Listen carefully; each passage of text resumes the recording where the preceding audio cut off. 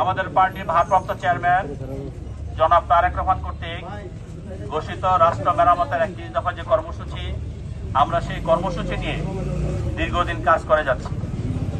আমরা আমাদের ঢাকা মহানগর উত্তরের 26টি থানা থেকে শুরু করে সারা বাংলাদেশের প্রতিটি নেতাকর্মী এই 31 দফা নিয়ে কাজ করছে। সেটা হলো যে আগামী দিনে যদি ইনশাল্লাহ জনগণের ভোটে বিএনপি ক্ষমতায় আসে, তাহলে তারেক রহমান সাহেব এই বাংলাদেশ কিভাবে পরিচালিত করবেন তারই একটি দলিল হলো 31 দফা। কাজেই আমরা যে জনগণের জন্য কি করতে চাচ্ছি সেটা জনগণের কাছে পৌঁছে দেওয়া, এটা আমাদের প্রতিটা নেতাকর্মীর এখন দায়িত্ব, কর্তব্য। সেই জন্য আমরা এখন এগুলো আমরা আগেও শুরু করেছি।